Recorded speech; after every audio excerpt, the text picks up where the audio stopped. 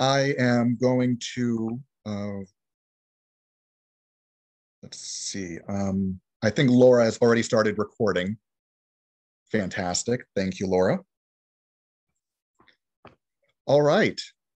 We are excited to announce After the MFA, a Crab Orchard Review virtual reading and roundtable Q&A. Our roundtable panelists, Kerry James Evans, Justin Hamm, and Ruth Awad, are alums of the Southern Illinois University Carbondale MFA in Creative Writing program. Quite a mouthful. They will read creative works and answer questions about their life beyond the MFA program. This event, once more, is being recorded, and this recording will be uploaded to Facebook, YouTube, and elsewhere for posterity and for learning purposes. I am brought to you also by Allison Joseph, hello, and my cohort, Laura, who is generously recording this event as a backup, just in case something goes awry. This evening's Zoom event after the MFA will be recorded and posted to social media, as I just said. As such, you may turn off your cameras, but please avoid using the Zoom's chat application until the public Q&A portion. During the roundtable Q&A, I will post my own questions to the chat, just in case Kerry, Justin, Ruth needs to refer to those questions as the event proceeds. In addition, to avoid disruptions, please mute yourselves now. Any serious disruptions may cause you to be removed from the event. Just letting more people in. All right, so this is how it's going to work. I'm going to introduce each of our magnificent panelists, and then one at a time, each panelist will have 3 to 6 minutes or so to read a poem, a couple poems, a flash fiction piece, something to allow us to be more familiar with their work before we jump into the actual Q&A. First, we have Justin Hamm. Justin Hamm is the author of 4 collections of poetry: Drinking Guinness with the Dead, poems 2007 to 2021, The Inheritance, American Ephemeral, and Lessons in Ruin, as well as a book of photographs called Midwestern. He is the founding editor of the Museum of Americana. His poems, stories, photos, and reviews have appeared in Nimrod, Southern Indiana Review, the Midwest Quarterly, Sugar House Review, and a host of other publications. Thank you, Justin, for joining us. Next, we have Kerry James Evans. Kerry is the author of Bangalore from Copper Canyon, a Lannan literary selection. He earned a PhD in English from Florida State University, an MFA in creative writing from Southern Illinois University Carbondale, whoop, whoop, and a BA in English from Missouri State University. The recipient of a 2015 NEA Fellowship and a Walter E. Dakin Fellowship from Sawney Writers Conference. His poems have appeared in Agni, Narrative, New England Review, Plowshares, and many other journals. He lives in Milledgeville, Georgia, where he teaches in the MFA program at Georgia College and State University, and serves as the poetry editor for Arts and Letters. Thank you, Kerry, for joining us. Last but not least, we have Ruth Awad. Ruth is a 2021 NEA Poetry Fellow and the author of Set to Music, A Wildfire from Southern Indiana Review Press in 2017. Winner of the 2016 Michael Waters Poetry Prize and the 2018 Ohio Anna Book Award for Poetry. Alongside Rachel Meanies, she is the co-editor of The Familiar Wild on Dogs and Poetry from Sundress Publications 2020. She is the recipient of a 2020 and 2016 Ohio Arts Council Individual Excellence Award.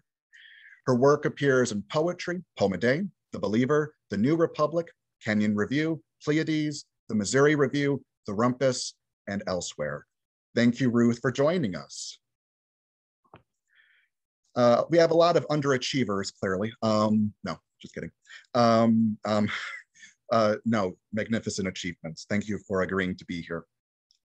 All right, we'll start with Justin. The next 3 to 6 minutes are yours. Feel free to read a flash fiction piece, a couple short poems, The floor is yours.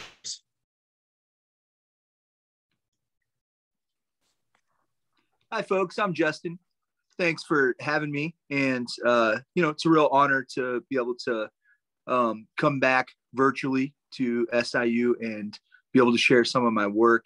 And I'm of the three folks you'll hear from today. I have a great deal of admiration for the other two folks' work. So I'm definitely the one who is lucky to be in the situation to be able to share with you guys today for sure. I'm going to do just a handful of poems, and these will be out of Drinking Guinness with the Dead. And that's my latest book, and it collects most of the poems from my first three collections, in addition to poems that have been published in journals, but were not yet collected in a collection. So I'm going to start with The Carpenter. And this is from The Inheritance, which was my last book before this one. Sawdust drifted against his boot soles, fingers calloused, palms ghosted white by drywall mud.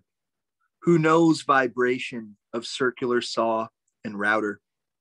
Who knows the hieroglyphs of practical geometry? Whose pencil pins stray hairs behind his ear?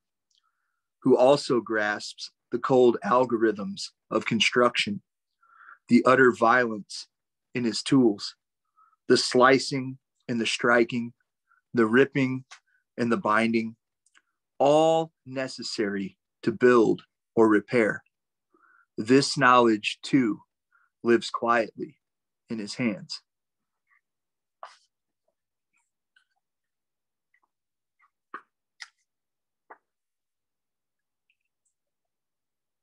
And we'll do,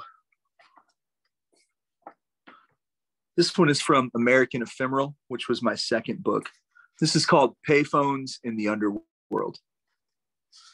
My best friend texts me a picture of a letter my mother sent him the year she died. He had forgotten about it and wants to know whether I want it for myself. But the power isn't so much in the ownership. It arises from the surprise and seeing the long loops of her letters unexpectedly, how they seem to carry the very sound of her voice. The dead know these things. At just the right moment, they leave off from doing their secret dead doings and find a payphone, fish around for change deep in the pockets of their burial suits. The call comes through, and on this end, I pass a Camaro just like the one Mom rose hell with when we were kids, or the V.C. Andrews novels stacked at the community yard sale resurrect in my mind the rhythm of her breathing as she read Evenings by Yellow Lamplight in our smoky trailer. But it's no use calling them. The dead almost never answer. You only tie up the line as they stand patiently by, tapping bony fingers to skulls and waiting for the ringing to stop, so they know for certain the need for reminder has ripened. Apologies about my dogs. I let everybody know early on. So they are, when you invite people into your house, they live here, and they, they're, you can't tell them to be quiet. They want to do what they want to do. So we'll do just one more real quick, if it's okay. This is uncollected, so it's in the portion of this book that is titled Drinking Guinness with the Dead. And this one is called The Smallest Crowd Ever to Attend One of My Readings. The smallest crowd ever to attend one of my readings was a lone grandmother in futuristic spectacles who I worried had wandered in by mistake. But she was a keen listener who sighed and placed her hand to her chest at all the right moments. God bless her. In fact, she was only a hair less enraptured than the folks at this birthday party I once attended, where an admittedly gifted clown sat on a stool, blinking his makeup-caked eyes and twisting balloons into strange shapes from every kingdom, phylum, genus, and species ever to feature in a special on the Discovery Channel. He was quite good. Even the adults were hopeless with admiration, lifting their souvenirs to the light, whistling, grinning, and shaking their heads. "He's an artist," somebody's dad or uncle proclaimed, and a murmur of agreement circled the room. On a nearby table, a coffee can overflowed with tips. I'm not really bitter. I have always believed jealousy can be a fine teacher if we allow it. From my distant corner, I nudged the cat away with the toe of my shoe, wiped the green frosting from my mustache, and began to write everything down in my pocket notebook under the heading, Ideas for Future Readings. Thank you, folks.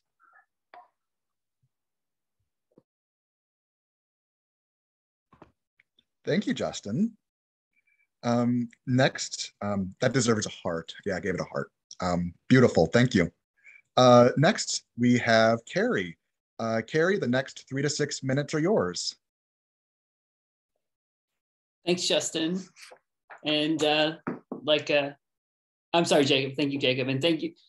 And like Justin, I feel similarly. I feel just really grateful to be here. And thank you all for coming out too. I'll read 2 poems. The first one I'll read from Bangalore. I haven't read, this book has been out for 9 years, so I don't read from it very often, but a few poems from my thesis made it into the book. Most of them didn't. But this is one I'm going to read because it's not necessarily one of my favorites, but it's one that Jon Tribble really liked. And he spoke about it. He was on my defense, my thesis defense. And I have 2 defenses tomorrow. I'll have my first students that I've been directing. And so it's kind of emotional in that way. So I'll just read this one and then I'll read a brand new one.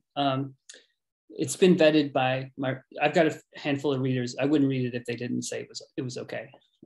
They're much better poets than I. But this one's called Canaan, and it has an epigraph from Theodore Roethke's poem, The Far Field.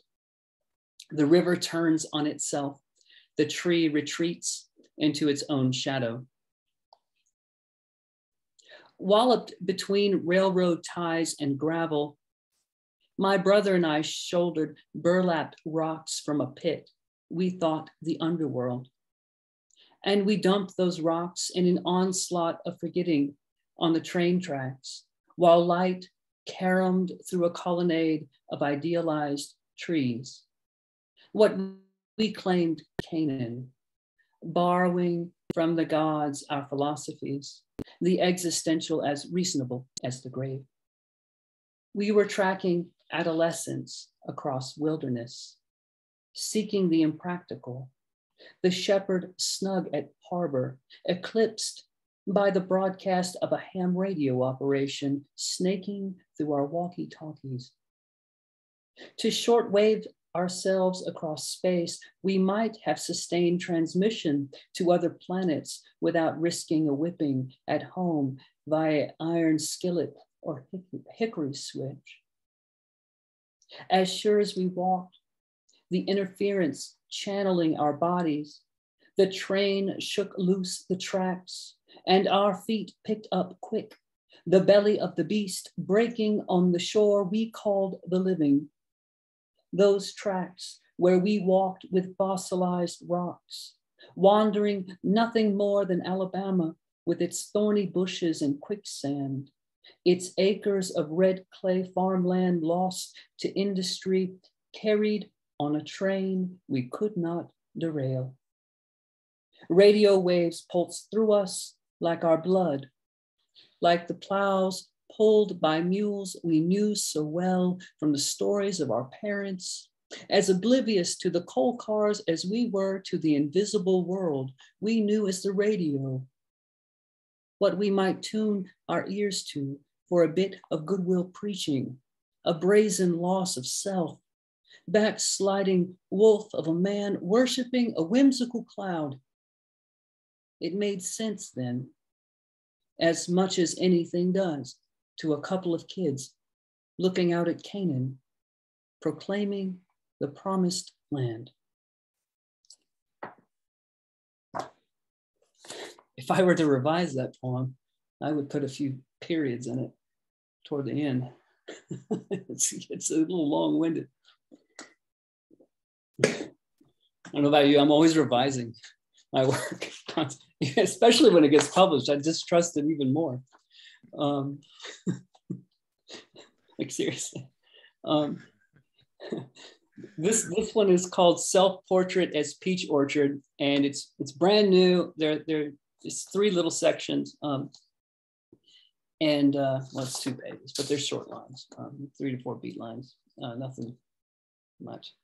And yeah, it goes all over the place, but it's the azaleas are blooming here in Milledgeville, and it's really beautiful.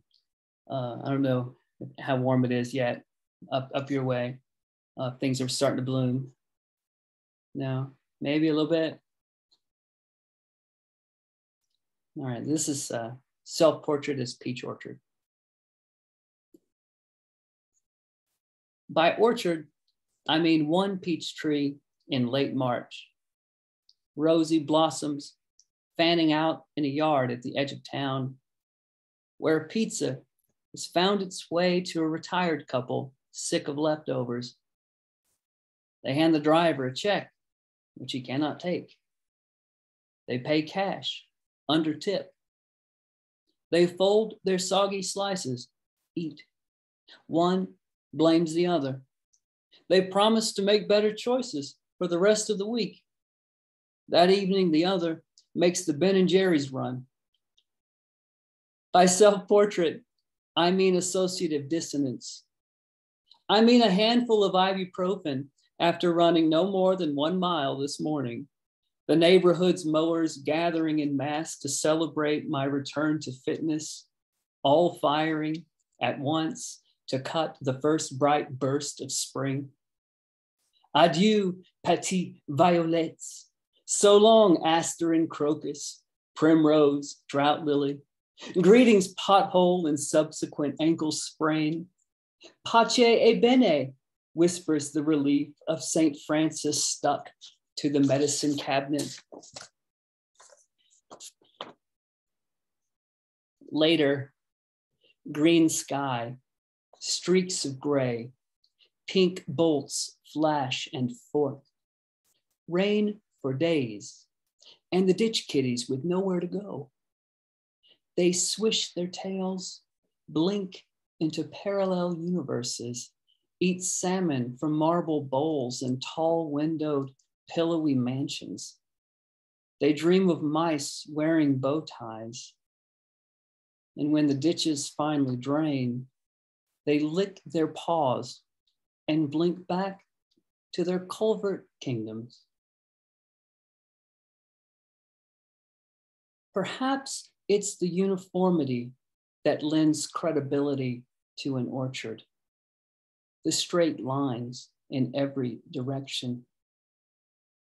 Still, I prefer Daron sans Baume, the lone tree in a field stretching for light. By peach, I mean what remains after eating, the few strands of flesh left clinging to the stone. Thank you. Thank you, Kerry. And last but not least, we have Ruth. Take it away, Ruth. Thank you, Jacob. And thank you, Justin and Kerry, for such beautiful poems. It's really great to be here with you both and with all of you all. I know I probably don't have to say it, but I will for the sake of this occasion. But Judy and Allison were so formative to shaping my poetry and my voice as a poet. So it's really great to share space with you all today and to kind of celebrate that. I'm going to read some new poems. They have been vetted, like Kerry's, okay? I'm not going to read you garbage.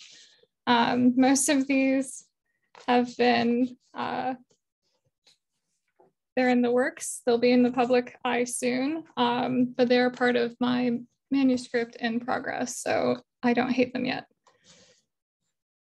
all the oranges of Tripoli. It is not enough for everything to stem from Lebanon. No, my father contends. It was Tripoli where oranges first originated. And if my sisters and I had any doubt, just look at the Wikipedia entry for oranges, my father says, his gap-toothed grin widening, not unlike an orange split open. Just look.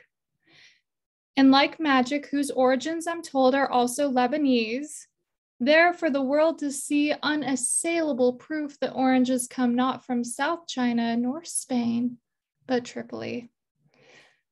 And I know oranges belong to everyone and no one. And I know my father is not above editing Wikipedia. Did you know Wikipedia may well have Lebanese roots? And his research may be scientifically unsound, a story heard from an uncle or a cousin, but this is absolutely true. Once, there were vast orange orchards in Tripoli, and when they were in bloom, the whole city smelled like citrus. It was like a beautiful woman's perfume. It was like you could smell sunlight. And during the war, and after, and every time Tripoli burned, imagine the fruit peeled in your palm. Now imagine that fruit is a city. It was unlike anything, he says. I'm telling you, anything.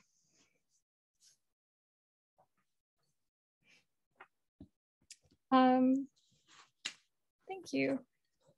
This summer, we found out that my mom, she has an aneurysm on her aortic valve, and it's enlarged to the point where it's very dangerous. I don't know if anyone has experience with aneurysms, but it's essentially just like a time bomb. So I've been working on a series of poems about my mother and about the aneurysm, and this is one of them. Mother of.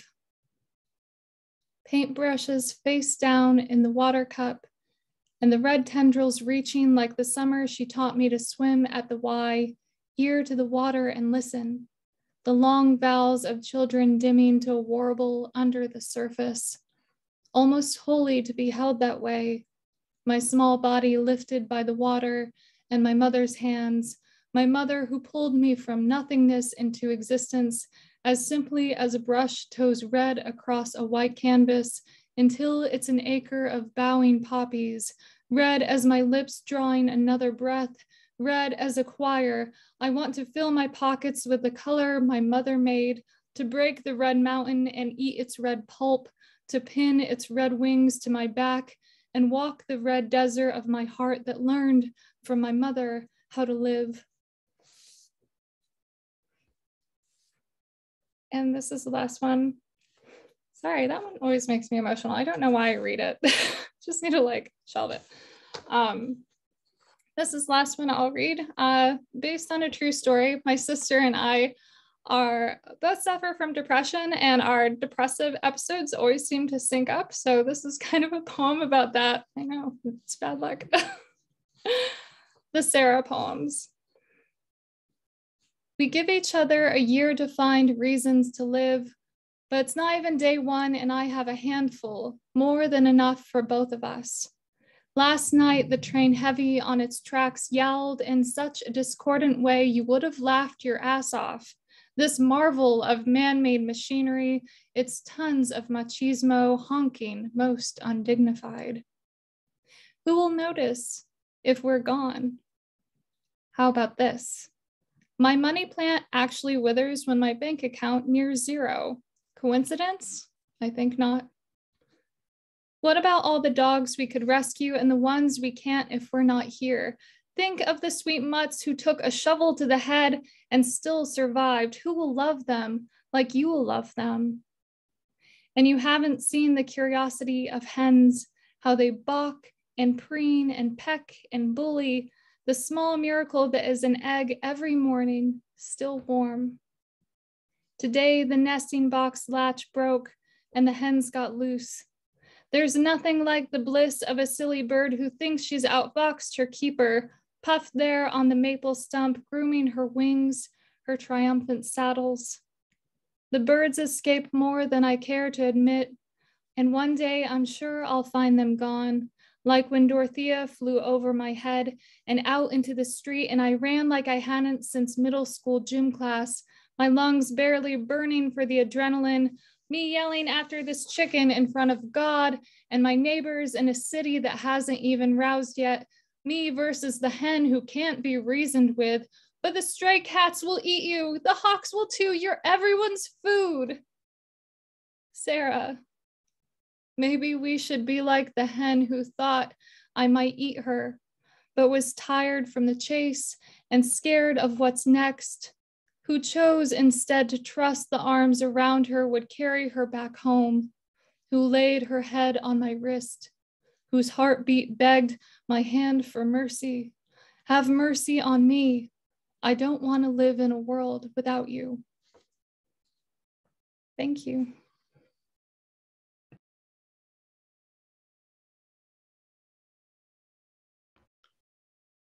Thank you, Ruth.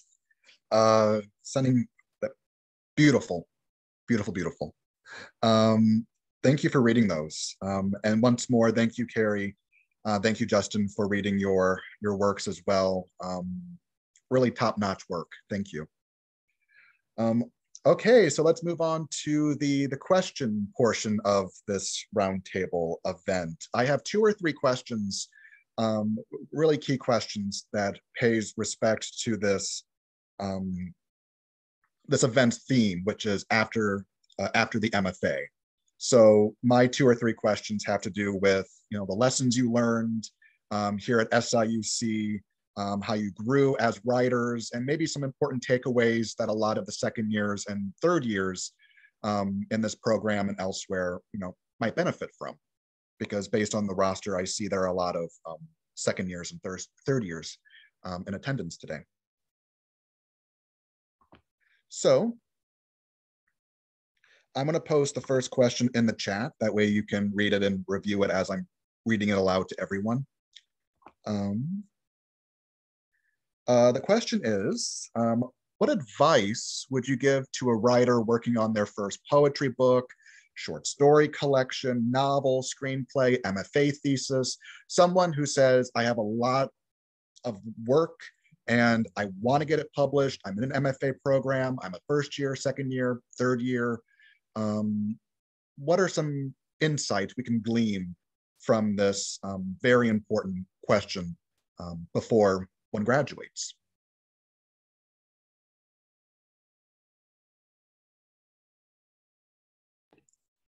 I will hand along advice that Maggie Smith gave to me when I was finalizing my first collection and sending it out and getting a lot of close but no cigars in those first book contests. She was like, what poem do you have first? And I was like, what do you mean? It's in chronological order. I was thinking about the ordering of the collection as like very last, far off thought. But if you want to get the attention of first readers, it's so important to start out your collection with a banger. Like put your absolute best poem first. Bonus points if it encompasses all of the themes of the collection and just like sets the tone, but you have to put an absolute attention getter, like your absolute best work at the very front. Don't bury it, just lead with it. And that made a world of difference for me when I was sending out my manuscript, like just that simple reordering with best poem first, doesn't matter what it's about. It immediately changed the game for me. And like that round, my book got picked up immediately. So don't waste your money and your time otherwise.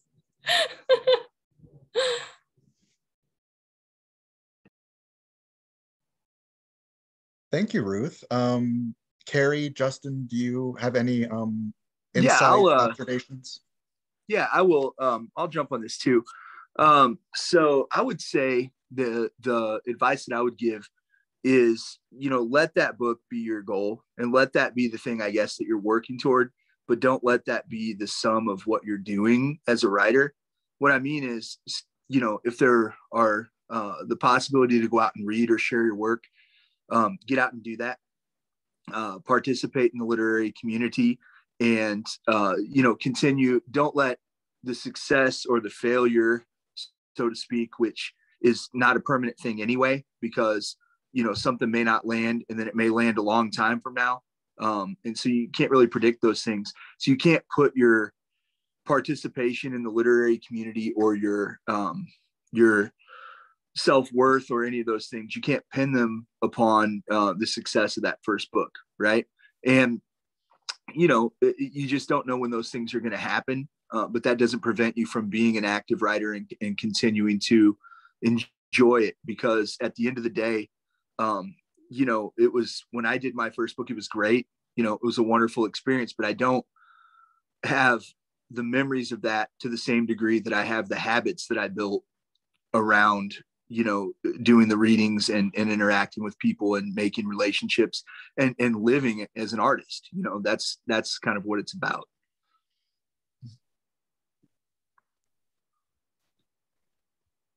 Yeah, I would say don't be in a hurry. Give it another year or so, or another year. Like when you think it's finished, give it another year.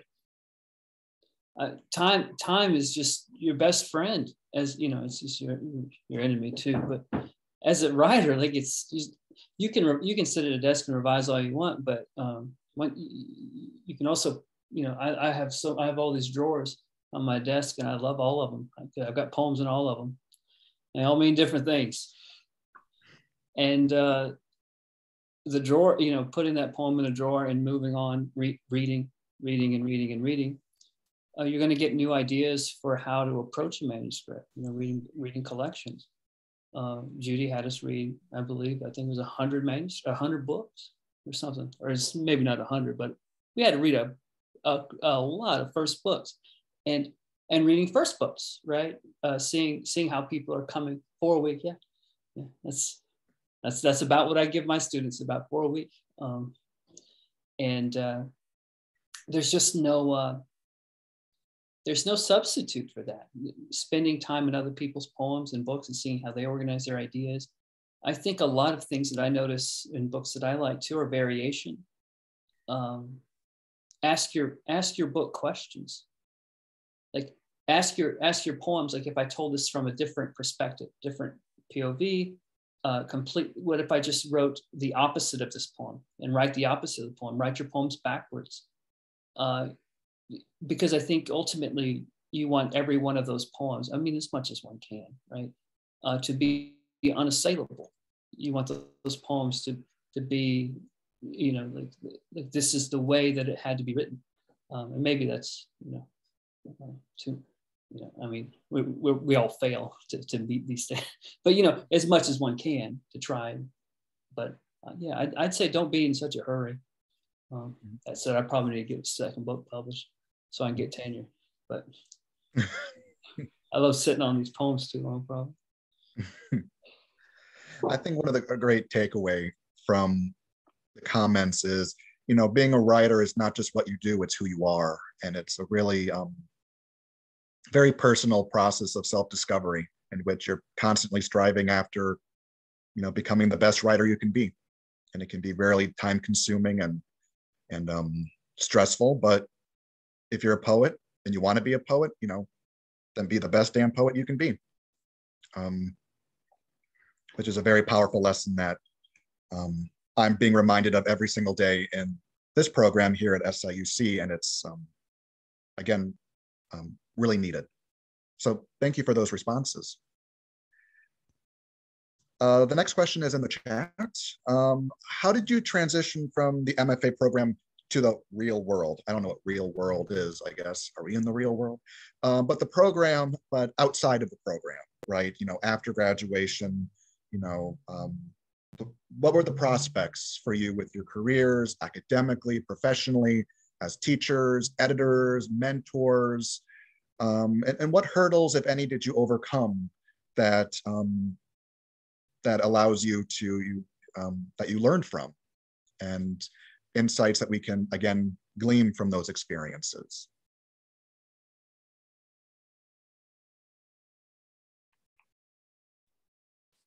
I can go first, knock this out real quick. I didn't. I ran to a PhD program, just as quick as I could. So I was very fortunate to get in Florida State, and I went there, and so I, so that's an option. Then I lectured, I adjuncted for after that, and I studied with Jimmy Kimbrell. We're good buddies, and anyway, but yeah, it's it's after that though, I was lucky to get a visiting lectureship, but I adjuncted for a year. This book came out in 2013, and it's 2000. I got this job at Georgia College 2 years ago. So it took 7 years to get a job. 7 years after I graduated with my PhD, and then and an NEA and a book. So it took a long time.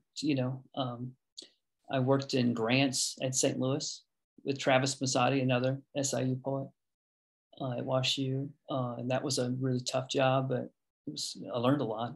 I'm really grateful for it. Grateful for all of it. Then I went to Tuskegee. I taught Tuskegee for 2 years. That's probably one of the best experiences of my life, teaching there. And so, 8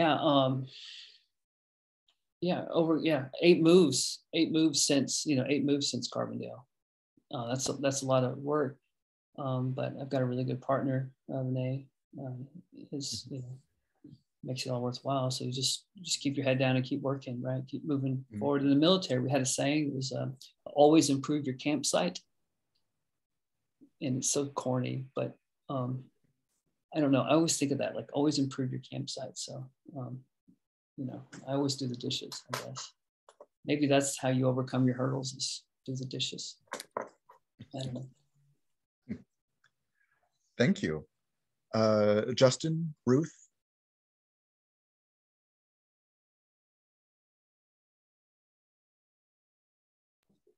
Sorry, I was having a little trouble unmuting there. So I'll talk a little bit about this. The first thing I should probably say is, while other students in the MFA program were thinking about their futures while also pursuing their MFA, that was not the type of student that I was at all. I didn't think 1% about what I was going to do after I left. And after I left, I still was really sort of unsure. My wife, Mel, is a teacher. And when I took the spot in the MFA program there in Carbondale, she followed me. And it ended up being really good because she did a degree there as well at the same time. So then after that, the agreement was I would pretty much go wherever she decided she wanted to go. And she got a job here in Missouri at a school that she wanted to work in. And so I followed her there. And, I was trying to think of some things to do. And I thought about doing some sports writing. I did do some freelance sports writing for some websites and things like that. And then for a while, I worked in the alumni department at Westminster College and did some things, took some pictures, wrote some articles for their alumni magazine. I knew that really wasn't for me. And I should probably also say I wasn't doing a lot of writing after that either. So when you take in all that stuff and you're as young as I was, like, I wasn't ready to apply those lessons yet. And so I needed a lot of time to it was all coming at you for 3 years really fast. And then I just needed some time to put it into practice on my own where nobody was watching, if that makes sense. And so I was kind of struggling with that. And then, the school district that I work for now, which I've worked for 17 years, they had an opening for a junior high English teacher. And I was like, well, that's something to try. It was pretty crazy at first. And then it was kind of like one of those things where at first I thought no way I would ever be able to do this. And then after about a year, I was like, oh, I guess I was kind of born to do this. You just discover it. And so that age kids, that really worked out for me. And my MFA helped out a lot because then after about a year there, the high school ended up with an opening. And so I went and taught dual credit.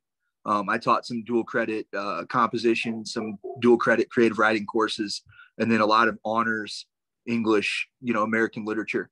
And that was actually a really nice job for me. I enjoyed it for a long time. And then one of the things that was really difficult, I guess, and this would pertain to some of you guys when you think about what job to do, when writing started to return for me and I was ready to do it and I could see I was improving and ready to attempt to publish again, the English teaching made that pretty hard. I mean, there was a lot of grading. There was a lot of, an intense amount of things working in a public school that made that very difficult. And that was probably one reason, along with just needing another challenge, that when our school district decided to have a district librarian position, I applied for that. And again, I wasn't sure if I could really do it because it involved working with kindergartners, all the way up through seniors. And I had never been, as far as I was concerned, the kindergartners could stay away. Like I didn't want them anywhere near me, and that was what it was like probably my first year as a librarian. These kids want to come and like hug you and stuff with their snot and things. And I was like just constantly trying to create a bubble around myself for them to stay away from me. But the same thing kind of happened again. Like I realized after I kind of got into it, I'm like, oh, my kids were young at that point, and it turned out that was good for me as well. And there's no coincidence, I don't think, that the amount that I wrote and published immediately skyrocketed the minute I moved into that position, because the grading and the other aspects of it tended to go down. I didn't have to take things home with me quite the same way. I have a lot of evening events and stuff, but that's not the same as the constant prep and the constant the grading that follows you around. So I guess if there's a lesson in that, it's that your MFA can qualify you to do a lot of different things. And there are a lot of different unique paths that you can take. They don't have to be in academia or whatever. And the other thing to think about is if you're very serious about it and you know that writing has to be a part of your life, you probably should consider what other expectations your job is going to have. Because, I'll be very honest, the longest time I was an English teacher, it was much harder. I'm involved in many more things now, and I'm doing many more different kinds of writing than I did at that time, just because I have the ability to do it. Whereas before it was, you're sneaking it in. In fact, one of the reasons I might have transitioned into poetry, in fact, was you can finish poems. Honestly, because I was getting to the point where I was like, I don't have time to finish anything. So I would write half of a story and then I would not be able to touch it because you had to write it in these small little sections or on your planning period or something. And then I was like, well, I can write a whole poem and then revise it and it actually works. So I don't, if that's useful to somebody, I hope it is. But, there are lots of different job openings for an MFA, and it doesn't, it's not strictly from academia to academia. And I will echo that point that Justin made about how I think there's a lot of focus about academia being the post-MFA career path, but after teaching classes at SIU during my MFA, I knew that it was not for me. As much as I love teaching poetry workshops, I was very afraid of the adjunct hustle and very concerned about how I was going to feed my dogs. I have a lot of dogs. So I went super corporate with my career trajectory. It's not for everyone, certainly not for a lot of artists, but hear me out. During my time, like the tail end of my time in the program, one of our SIU cohorts, Brenna Lemieux, brilliant poet and also writes fiction. Check her out if you haven't yet. She taught me the ropes of SEO copywriting, which is essentially how you write for the internet to make sure that articles come up based on how people type in a question in Google. And so she taught me how to do that, and she helped me get my first content marketing job right out of grad school. And then I just followed her from job to job for a minute. I went to go work with her at Insurion, which is a small business insurance company based in Chicago. And I started as a copywriter and worked my way up to content editor and eventually head of content there. And I've just been building a corporate writing career ever since, essentially. I'm now working at another insurance company. Pro tip, insurance really needs good writers and communicators. No one wants to touch that field because, you know, insurance. But yeah, if you can put up with it, and if you have a talent for taking technical, complex ideas and distilling them down into digestible little tidbits, you can make as much money as you want in this field with an MFA, let me tell you. I won't ramble on anymore about insurance, but that is the career path I've chosen. Ton of stability. People always need good writers and communicators in the business world, and it's nice to have reliable benefits. So that's what I prioritized in my post-MFA life, and it's worked out. I have, you know, a lot of stability, a lot of dogs, a lot of animals, and can easily pay their vet bills, which was my top concern.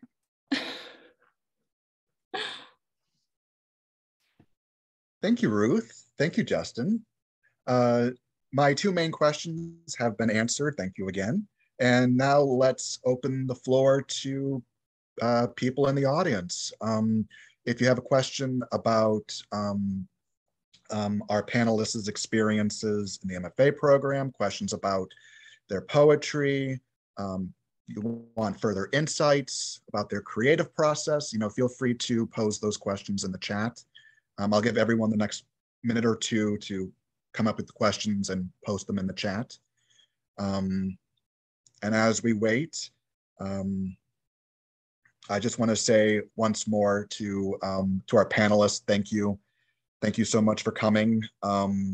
This was almost a month in the making when Allison, our magnificent editor, said, let's do this. And I thought, let's do it. Let's have fun with learning about what it takes to be a successful poet, a successful author, knowing that one's trajectory isn't for everyone, and that process can be incredibly messy, stressful, irritating, beyond belief, but can be wickedly entertaining, but more so wickedly informative.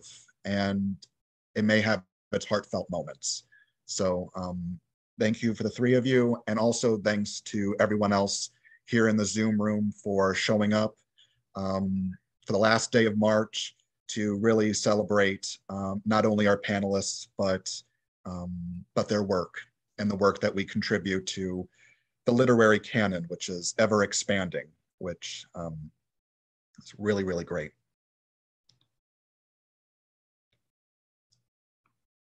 So we have a question, more questions coming in. So this is from Laura. I'm wondering about all of your revision processes after leaving the workshop structure of the MFA. Did you sort of curate a writer group, cultivate multiple critique partner relationships? Good question.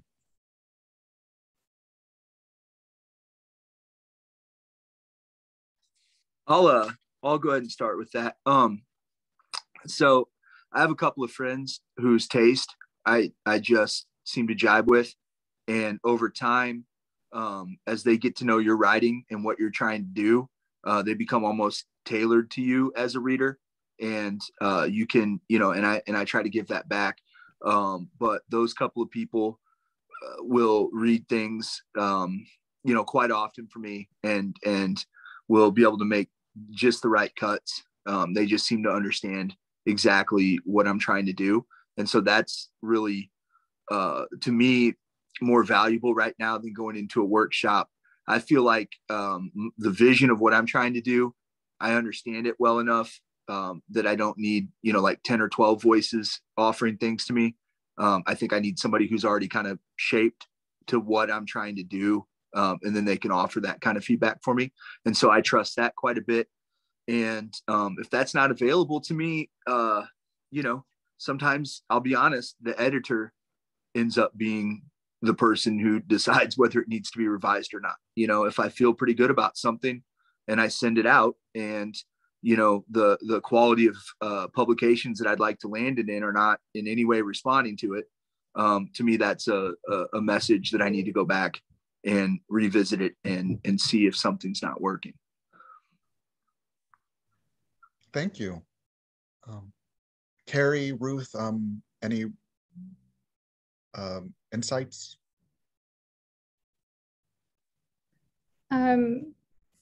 My sister is my first reader. She's not a poet or even a writer. Like, I mean, she noodles around with writing, but she's not interested in doing that professionally. But she's my first reader because I'm not necessarily trying to only reach other writers and poets with my work. I want to kind of cast a wide net with my audiences. So she's a very good litmus test for me. Like, is this resonating, just as someone who's not a prolific reader of poetry or who doesn't have a deep expertise in like the craft and those elements. So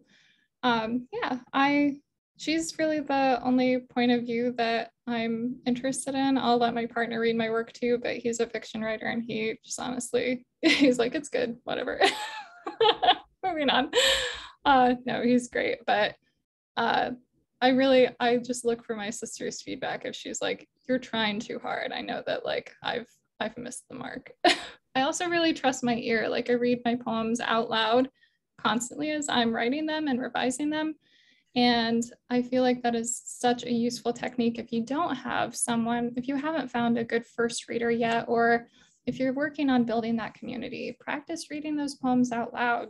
See how like you would perform the poem, and it will, I think that can really help give you insight into where you can make craft changes to pick up the momentum, where you can trim back to increase some suspense or dramatic tension, that kind of thing.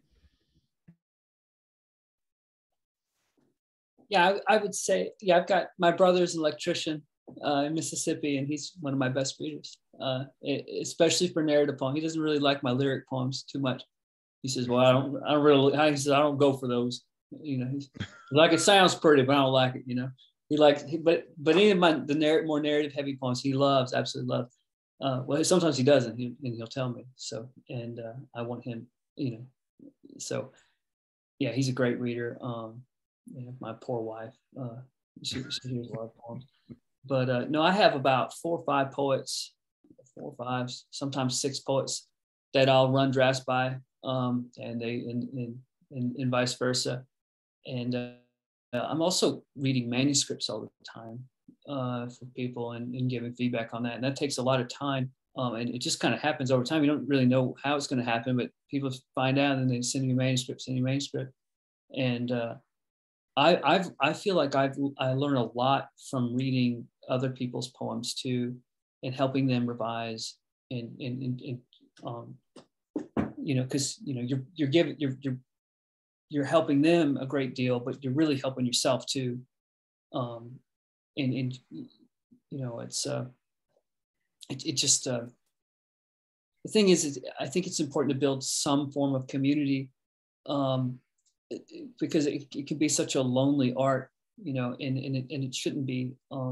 It's so nice to be working with other people, and whenever you see them struggling through drafts, and sometimes they'll go through periods that mirror your own, it just helps you develop that empathy that you need to do this, right? That's what we're in the business of that.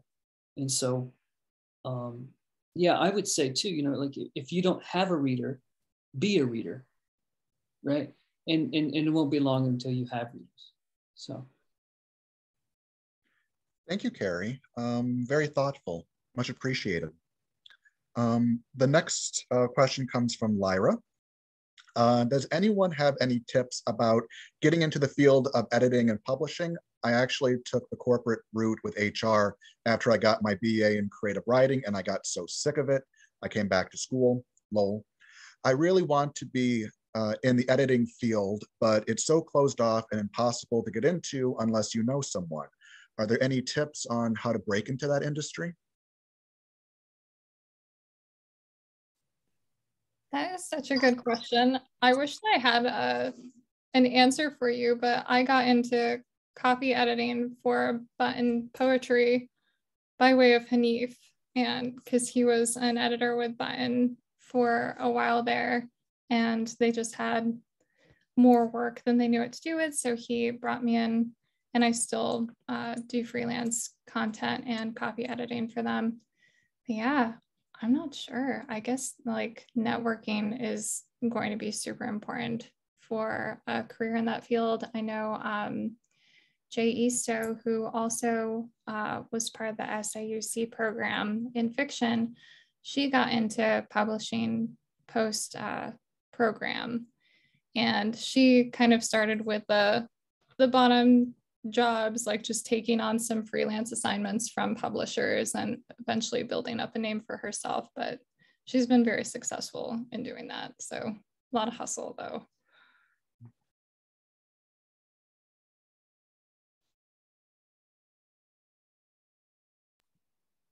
I was just going to say, I have no advice on how to do it in a way that makes money.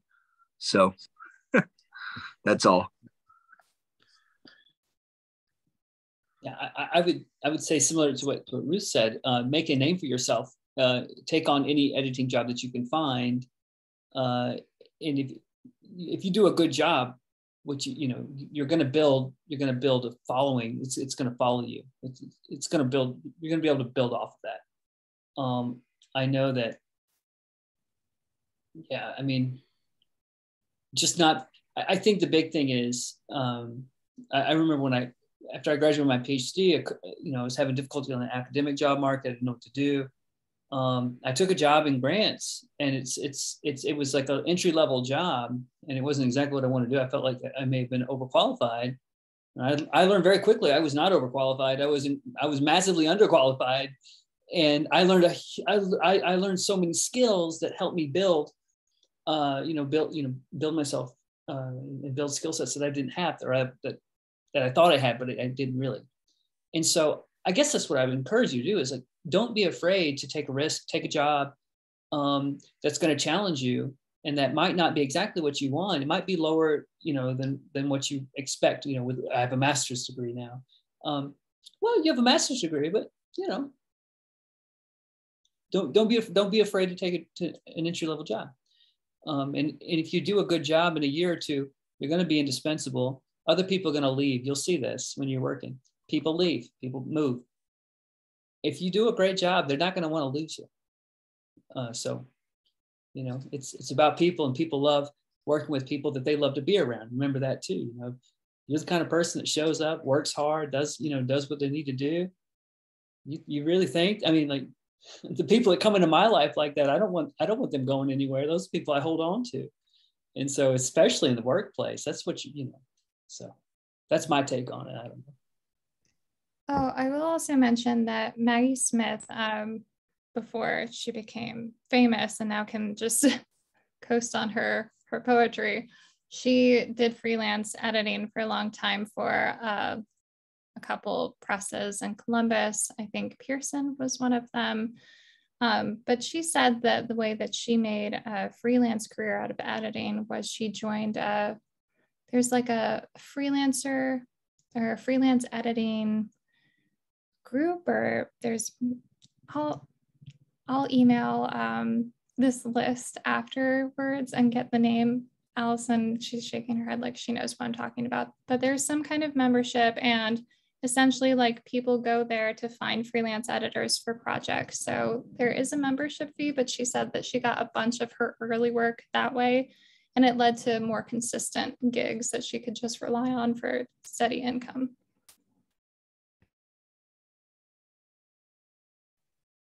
Sweet.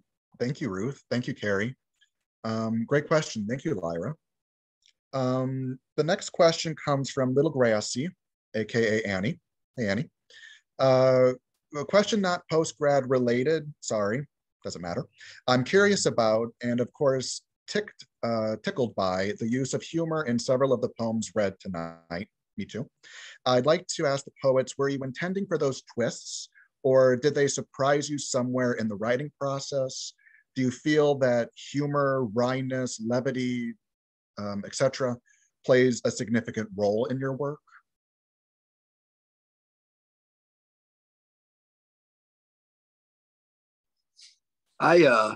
So yes, man, because I the older I get, I'm a sad old dude. Like, it really is true. I don't know what happened, but like, I became far more somber after I had kids, which is like the opposite of who I like. When I go and entertain, kindergartners with a ukulele, and like, so it's not, but when I would sit down to make work, um, I increasingly became more kind of somber and serious. Maybe a reaction to maturing, or maybe just the world does that to you the more you begin to understand it. So I have forced myself to continue to try to write things that are funny, to hold on to that aspect, which I thought was such an important part of early work that I wrote, that seemed to go away as I improved. So yeah, I intend to write funny things. I'll discover something funny occasionally around a corner. You get lost in the poem and you discover something, and then it takes that dive, and then you realize it was going to be funny. But I also set out to write things that are funny. And also, there's a practical aspect to that too, as I've become more performance based. Like, and I know that the pandemic kind of killed that for a while, and a lot of that was online. But prior to that, and now afterward, again, I'm finding myself in a spot where I'm going to do a lot more readings. And so, just like a songwriter has to have, a wide repertoire of songs to be an entertainer, if you want to be any good as a reader, then you need to have some of those things to balance the set that you're going to do in front of people, or at least that's what I've found. And actually, I experimented with that a little bit when I was, before the pandemic, going out and doing some readings. And one time I had been reading like a kind of a set list that I had figured out that was working really well, and it had some humor sprinkled in. And then one day I was like, I'm just going to take like the 12 or 15 saddest poems that I have, and I'm going to read them all in a row just to see what happens. And I did it. And when I was done, people were just staring at me with like zombie eyes, and I even felt like I wanted to cry. And I said to them afterward, I said, thank you for listening to that. I'll never read this set list like this again. And people just kind of laughed. So, there is that aspect of it too. If you want to be a working poet and get out and do readings and things, it's probably a good idea to strike a few more notes than just one.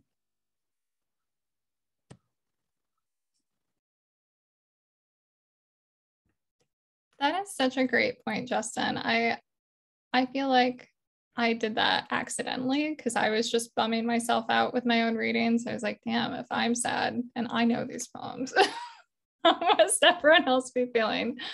I find that I've been embracing humor a little bit more in my poems because I think it makes the sadness sharper, because I like to hurt people, I guess. But I think those tonal shifts in a poem, they add texture, and I don't like leading a reader by the nose. I think that if a poem is doing good work, it should feel unexpected and kind of surprising. And I think that playing around with your tonal palette is a really good way to do that, and to make things feel fresh for the reader and yourself too. Like it ends up taking the poem in interesting directions if you embrace like a wide tonal emotional spectrum in the poem, I think. Yeah, in a similar vein to Ruth, I kind of tend to write with a great deal of negative capability. Keats is talking about, I don't really know what's going on. I don't know if it's going to be logically sound. Probably not. I normally look in, I think Coleridge talked about surprise as well. This idea of not like a I gotcha, but letting the line lead you, right? So language in and of itself is kind of mysterious and funny in its own right without me, right? And so I kind of feel like you know, at least this is my experience, you know, and the same in revision too, because in revision it's becoming more and more like, it's very similar to creation, right? You're looking to see what you can explore. You're kind of throwing a canvas out there and hoping you're going to catch some wind, right? And it's going to take you somewhere. And a reader's going to be doing the same thing. So your job isn't necessarily, I don't feel like it's my job to intend anything really when I sit down and write. I don't know what the hell's going to happen. I hope it gets funny, you know, I hope I get, you know, but that's the thing. It's like, it's great when you write something and it kind of tickles you. You know, you won't laugh out loud, but you just kind of get that little, y'all know what I'm talking about. It's just that little bit of a tickle. You're like, yeah, maybe. That, I guess that's kind of what I'm looking for. Maybe I don't know. It's a great question though. Thank you. Yeah, when I was listening to all of you read your poems, I thought, is someone going to ask about this humor? It's so visceral. I think it was Frost who said, you know, grab the reader by the throat, because it's so easy for readers of poetry to say, oh, this poem's shit, going away now. So just as Ruth said, especially with your first book of poems, you know, grab them by the throat, you know, give them your best, give them a reason to stay. So thank you again. From humor to something maybe a bit more serious, question mark, comes from Josh. Did any of you ever feel like you lost your identity as poets along the way? How'd you find your way back?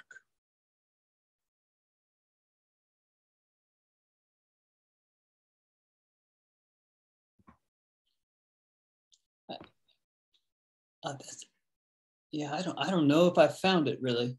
I'm still looking for it. Yeah, I don't know. I don't know if that's. Yeah, I don't know. I think that's an interesting question though. Mm-hmm. Yeah, I can't really answer that. I don't think. I can't wait to hear what y'all come up with. I think it's easy to get caught up in the idea that you are only a poet so long as you are producing poems. And I've gone through a lot of long dry spells where I was like, maybe I'm never going to write a poem again, you know, and that would make me feel some insecurity about, you know, that I do see myself as a poet. It's what I've always wanted to do with my life. And when I'm writing poems, it's when I feel like my feet are actually on the earth. So yeah, I've gone through those extensive periods of droughts and wondering if it would ever come back or if it was ever even there to begin with. And then I realized like that's a very capitalist sensibility to tie your identity and your sense of identity to production.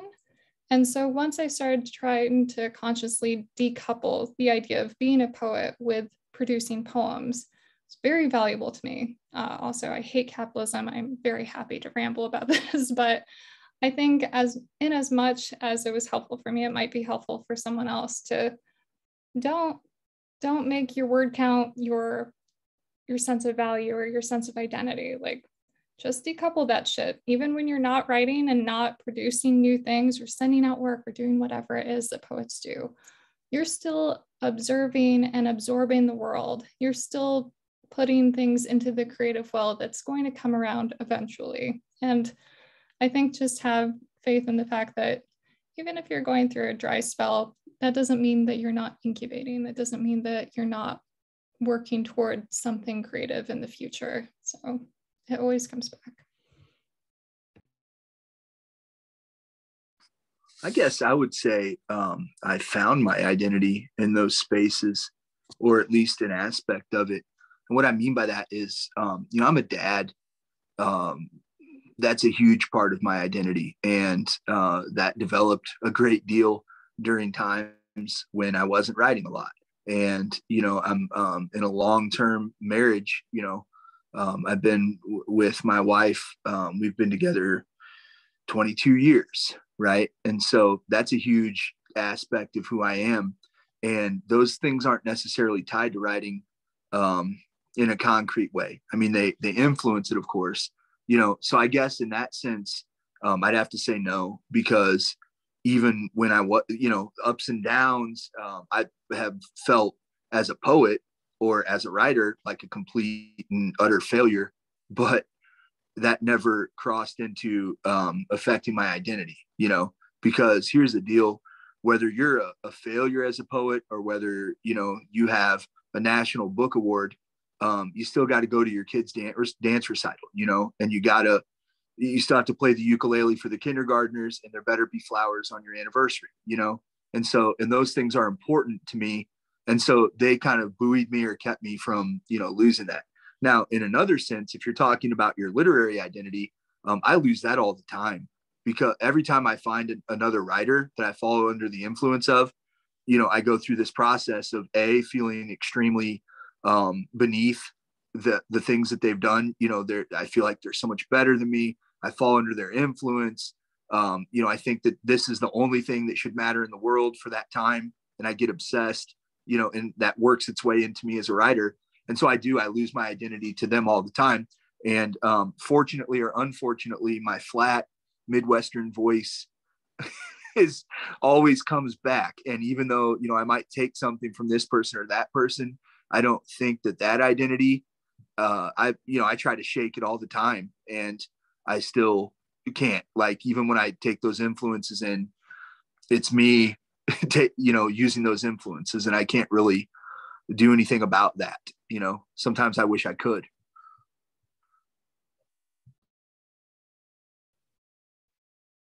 Thank you. It is a very important question, because it's a question that gets into the heart of what is a poet? What does a poet mean to you? What does it mean to be alive? What does it mean to create in a world that is so devastatingly beautiful and beautifully devastating? So again, thank you for those responses. Very thoughtful. The final question that I see here, and it's a great wrap-up question too, comes from Holly, and it's similar to Laura's question. I would love to know each panelist's daily, weekly, monthly writing habits, your writing process now. When do you write? How often? How much time do you commit, etc.? Now that you're outside of the MFA program, how do you write?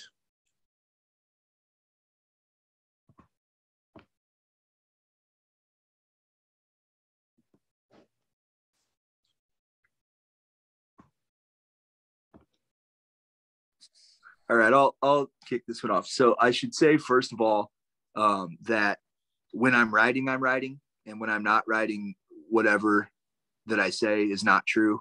Like, it's not happening, right? But when I am writing, and in the good habit of writing, I write at night, and this is another, you know, an identity thing. So, you know, as a parent, you're always concerned about all the things that are going on in your life, all these sorts of things. So the only time I feel like I can turn my brain off to all the blocks and things and all the worries and concerns are like when my kids are in bed, tucked in, you know, and my wife has fallen asleep after a long day. She's beside me, and I can kind of breathe for a second and go, you know, everybody's safe, right? It's okay now to let my brain go wherever it wants to. And so all without almost, you know, almost unfailingly, all the poems that are in my latest book that encompass most of the poems that I've written over the last however many years, started in bed between the hours of 9 and 11 or 12 at night, and me just laying there with a notebook, knowing that everybody's cool, everybody's safe. Now I can experiment and play around. And then once I get to that point, then I will take them to a computer, and then that's a little different. Like, I don't really have a structure set for that. That's really like, if we don't have a family thing going on a Saturday, I'll take everything that feels like it's, you know, been building up, and I'll go and I'll try to get something that looks like a finished piece out of them.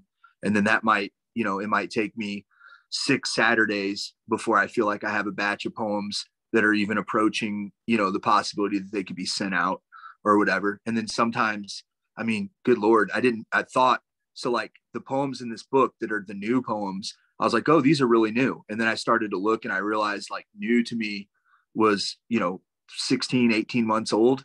And, in my head, they were still pretty fresh. Like I thought I was still revising them, but they literally were a year and a half old. So, you should have a writing habit, and anybody who can do more and produce more, I'm all for that. But that's not really how it works for me. I have habits when I'm in writing mode, and that'll last for months, but that's not, I don't do that 12 months out of the year. It's just not reality.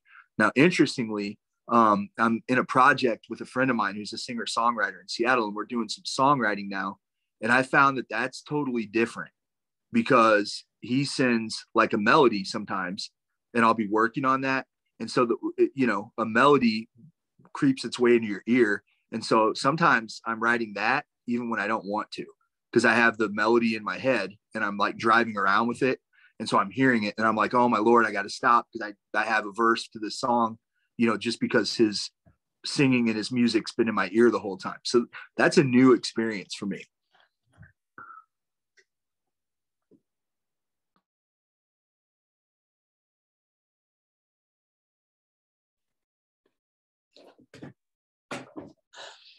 I would say I've had different, it's varied throughout the different jobs I've had. Some jobs I've, working 12 hours a day, and you've got to squeeze it in where you can. Sometimes it's on a lunch break. Sometimes it's on your commute. A lot, there are different periods that I know that I've been through as far as how I've written. There are times where I'll write with imagery at the focus, or music at the focus. A lot of times what I'll do now is I'll feel a rhythm, kind of like what Justin was saying with the melody. You feel I have a guitar that I play very poorly, and I like to noodle on it, and I'll just get moving in a certain direction. I'll start feeling a rhythm and bump, bump, bump, and I'll write the stresses out, and I'll try to find words for the stresses. And it kind of gets me out of my head a little bit. It kind of frees something up in my subconscious, which is much more interesting than my conscious, right? So I really think it's important for you in whatever profession you're in to find time, though, every day. And I keep journals too. I've got journals. And even and I tell my students all this time, especially if they're struggling, I always write at least one line or a few words in the morning and a few words in the evening. Always. And if you write one line in the morning and, a 10-beat line or a 10-syllable line in the morning and 10-syllable line in the evening, by the end of the week, you've got 14 lines. So there's always time. There's always time. And they may not be the best lines. They don't have to be the best lines. I do think that, but finding some way, some kind of form, something that works for you. I know James Arthur, one of the things he said that I loved is his process is so different. He won't write a poem until he has the whole thing memorized. So he'll repeat the lines in his head. He'll go through his day, and he can do that. And he says he just works on one poem, and I've never stopped thinking I can't do that. Maybe I can. I haven't trained myself though, but I find that amazing. So I guess what I'm saying is just find something that works for you. But yeah, there are times where I was so busy. It was just like, if I felt something, I'd be like, okay, I'm gonna write some notes down, try to get to it later that evening, or on the weekend, definitely on the weekends. But yeah, I do think a little bit every day helps.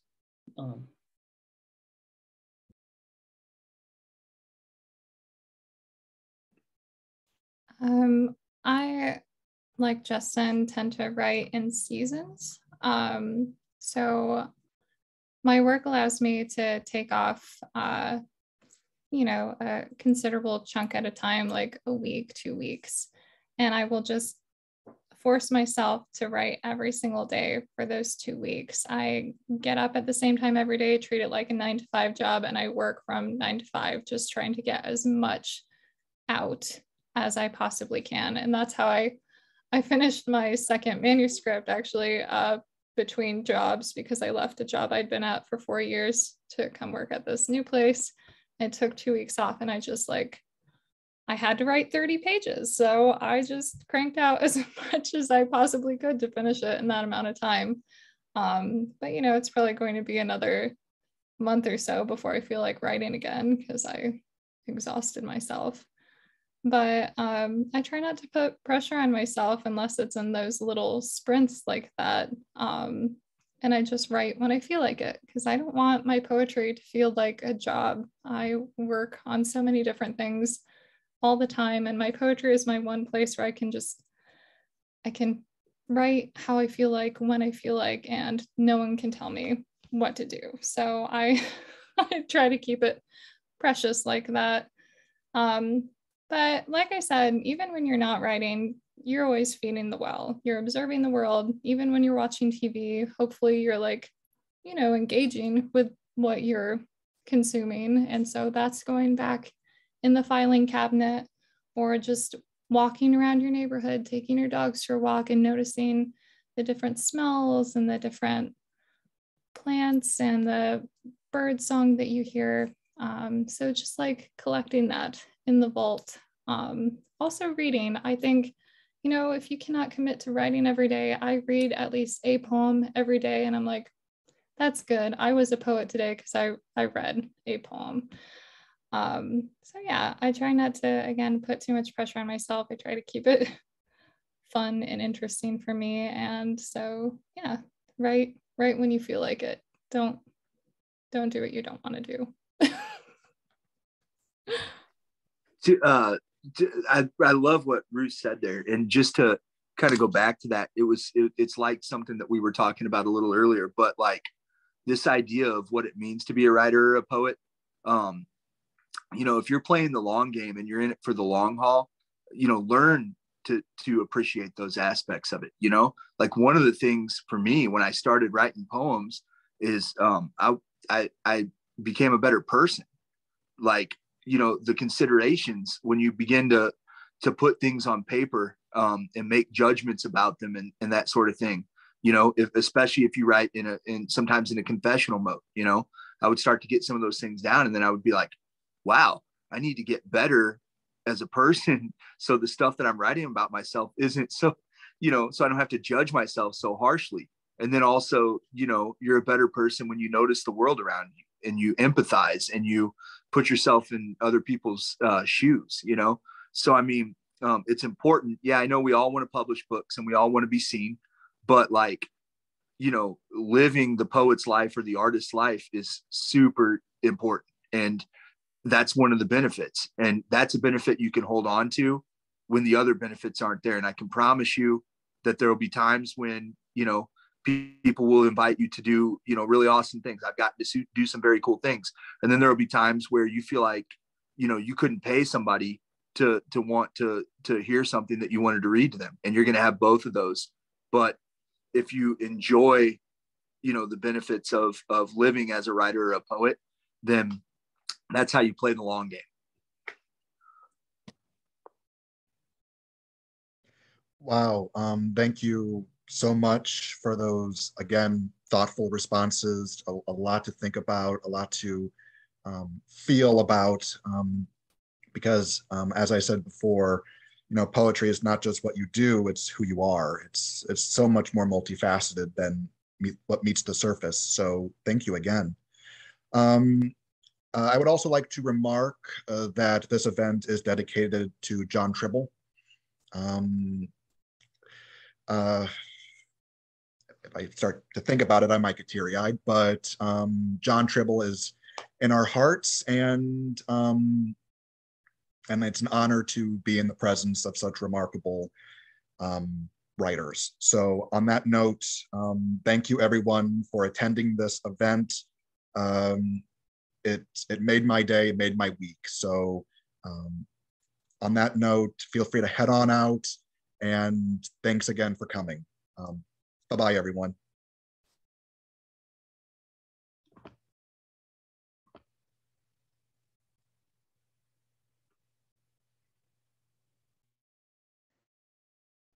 Kerry James, I missed it. I can't believe what a spaced out person I am. I'm so bummed out. Hey, Fred, good to see you. Yeah, Good to see you, Fred. like watching Yeah. this TV, and I said, and I like, oh my God, I missed it. But it looks like it went well. It went fantastic. Jacob, you're amazing. Thank you for putting this together. I want to make this at least an annual event because there are so many fantastic alums of this program, and we tend to denigrate ourselves partially, I think, because we live in Carbondale, Illinois, and like, who the hell knows where that is? But it was flawless. Thank you.